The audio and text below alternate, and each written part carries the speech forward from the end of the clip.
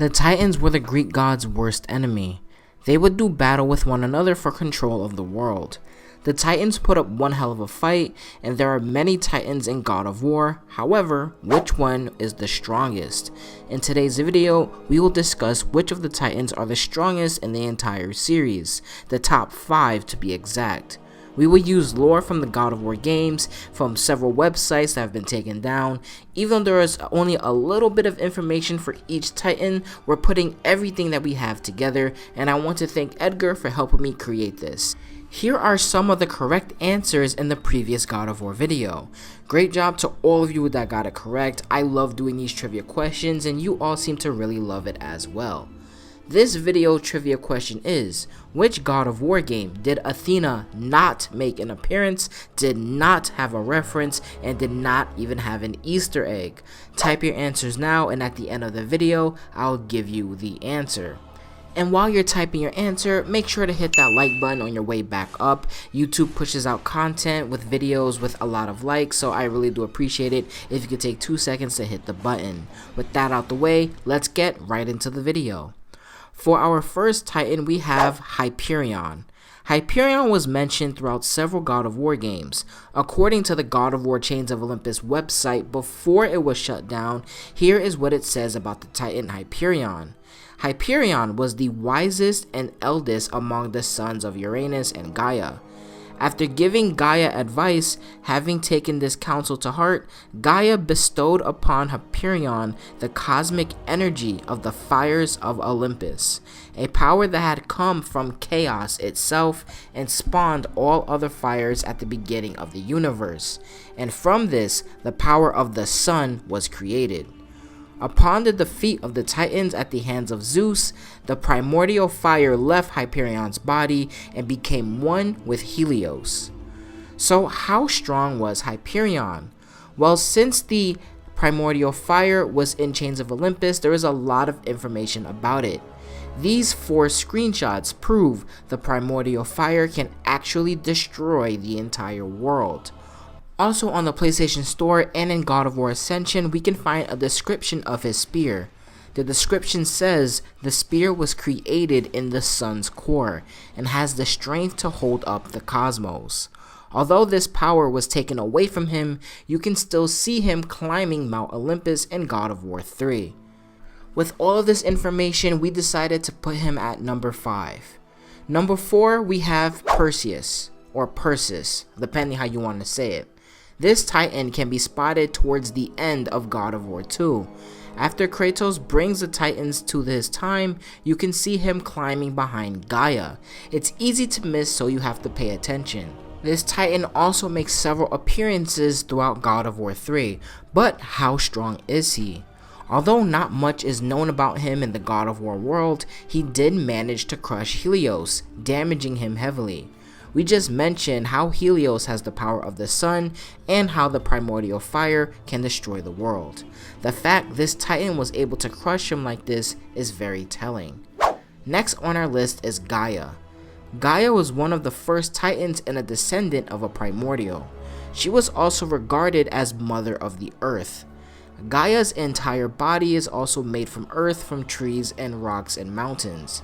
She is responsible for many Titans being created. In terms of strength though, she is one of the most resilient Titans. In God of War 3, she was brutally attacked by Poseidon, regarded as the second strongest Olympian next to Zeus. However, not only did she survive this attack, Poseidon could not pull Gaia off the wall no matter what he threw at her. And we see Hades casually pulling Titans off the wall in the background. Because of her accomplishments in the Greek world and that she managed to resist Poseidon and he couldn't pull her off the wall, we decided to put her at number 3. But now we come down to the final 2. The 2 most strongest Titans in the God of War universe. Coming in at number 2 is Kronos. Kronos' story is legendary. He's a direct descendant of the primordial Uranus, and the two fought for control of the universe. Kronos will eventually turn out to be the victor in this struggle. He may have actually been the leader and king of the Titans. When asked, Nathan Gary, a developer who worked on Ghost of Sparta, God of War 2 and 3, did not disagree. Besides defeating a primordial, he also survived his belly getting sliced open by Zeus. The Blade of Olympus is of course one of the strongest weapons in the entire God of War series, and the only blade that could actually kill Kronos was the Blade of Olympus, which we saw in God of War 3. Kronos is truly one of the most powerful titans to rule, being king and destroying a primordial. However, there is one titan that is slightly stronger than him. The most powerful titan in the God of War universe is Atlas. During the Great War, Atlas would be a tough opponent. However, he was sent to Tartarus along with the other titans. However, this did not stop him. Unlike the other titans, he wouldn't just bow down to the gods and accept defeat. He would team up with Persephone to break the foundations of the world. This would have destroyed the entire Greek world if it wasn't for Kratos. Atlas now holds up the entire world, forced by Kratos to stay there for eternity. But him holding up the world doesn't make him stronger than Kronos. It was his actions during the Great War, as well as Nathan Gary's comments. According to Nathan Gary, Atlas is slightly stronger than Kronos, and this was shown in the Great War cutscene. Just for a reminder on the cutscene itself, here is the cutscene about the Great War in God of War 2. Since the end of the Great War, bloodlust and power raged within Zeus. His desire to rule over mortals was intolerable to us.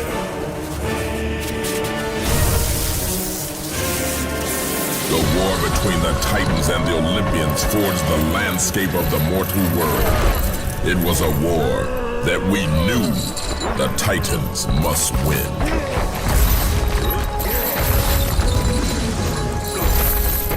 If we lost, it would mean an end to the golden age of the Titan rule.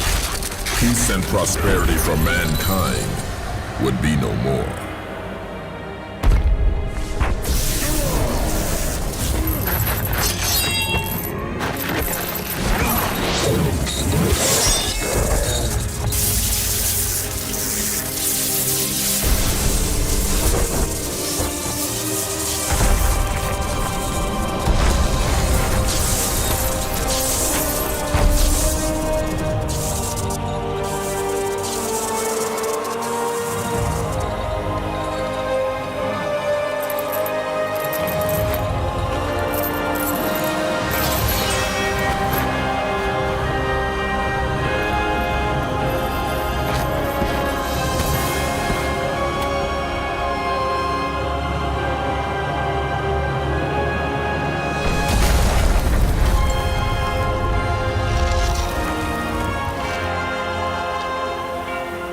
Hades alone was taking the soul of Kronos.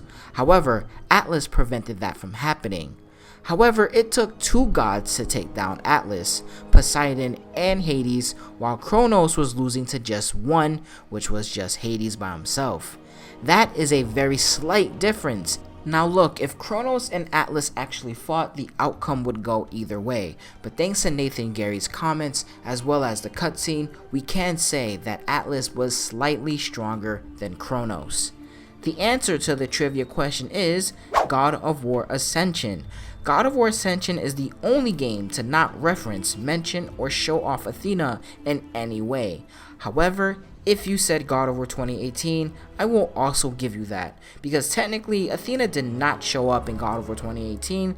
That was actually happening in Kratos' head, and she was not actually there. However, this is still a reference, but out of pity, I'll give this to you. But anyways, that's going to be it for this video. I hope you all enjoyed. We will follow this up with the strongest giants in Norse mythology, so definitely hit the subscribe button and stay tuned for that. I'm gonna be out of here. Thank you guys and girls for listening. Deuces.